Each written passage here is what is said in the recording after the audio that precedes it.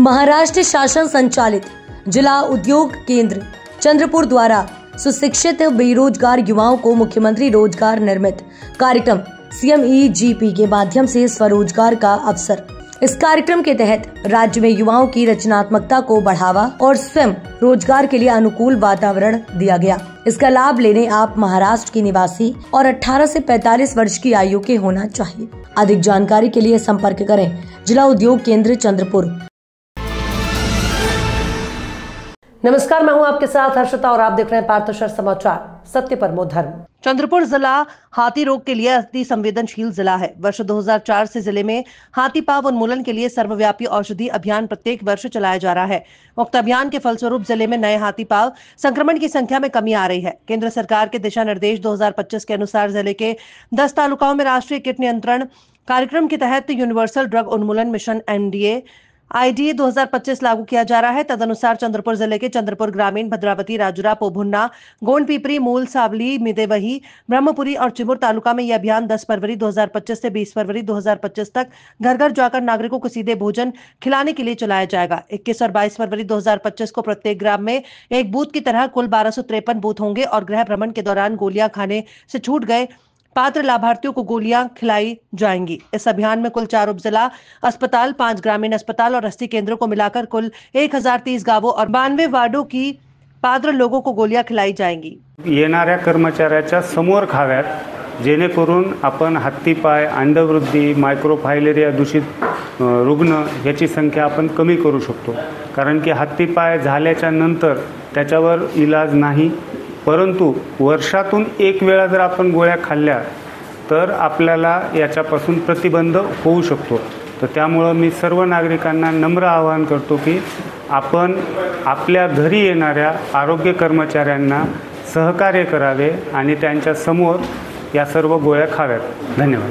Sir, bird flu संदर्भात काय update आहे सर? बर्ड फ्लू संदर्भात आपण 3 किलोमीटर एरिया, मांगली गावाच्या 3 किलोमीटर एरियामध्ये इन्फेक्टिव्ह झोन हा डिक्लेअर केला आणि त्या इन्फेक्टिव्ह झोनमध्ये आपण हाऊस टू हाऊस सर्वेक्षण केलेलं आहे आणि त्यामध्ये आपल्याला एकूण 11 संशयित म्हणजे लक्षण असणारे, बर्ड फ्लूचे लक्षण असणारे व्यक्ती सापडलेले आहेत। तर आपण त्यांचे सॅम्पल्स NIV पुणेला पाठवलेले आहेत। तर त्याचे जसे रिपोर्ट्स येतील तर त्या पद्धतीने आपण पुन्हा आपल्या सर्वांना त्याबद्दल अवगत करू। GPS संदर्भात सर काय? GPS संदर्भामध्ये आपल्याकडे पोंभुर्णा तालुक्यातील चेकठाणे वासना गावामध्ये एक 14 वर्षाची मुलगी GBSचा आजाराने ग्रस्त झाल्याचं आपल्या निदर्शनास आलं होतं। त्या अनुषंगाने आपण तिथं सर्वेक्षण केलं त्या गावामध्ये सर्वेक्षण करून जवळपास आपण 940 लोकांची तपासणी केली की असे लक्षणं असणारे अजून इतर कोणी आहेत का, तर तसे लक्षणं असणारे कोणी आढळले नाहीत।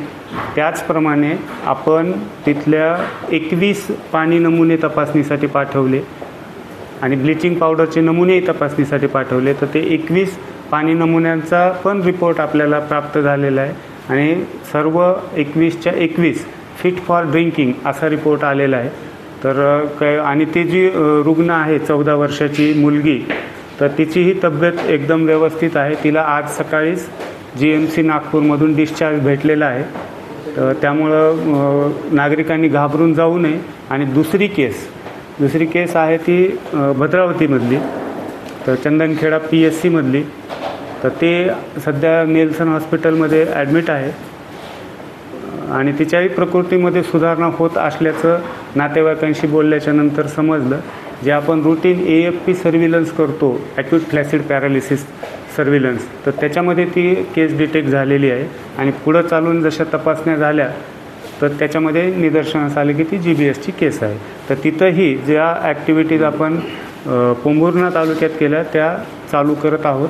म्हणजे तिथंही आपण सर्व घरोघर जाऊन सर्वेक्षण करणार आहोत की अशा लक्षणं असणारे इतर काही आहेत का। त्यानंतर तिथले पाणी नमुने, ब्लिचिंग पावडर नमुने हे पण तपासणीसाठी पाठवणार आहोत आणि जर काही अशा अपडेट असतील तर मी तुम्हाला अवगत करतो। धन्यवाद।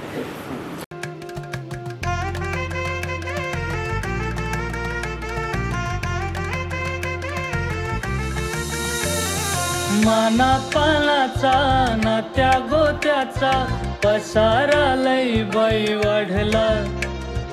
रुसवा नको ग बाई कुणाचा मोठ्यानी उतारा काढला.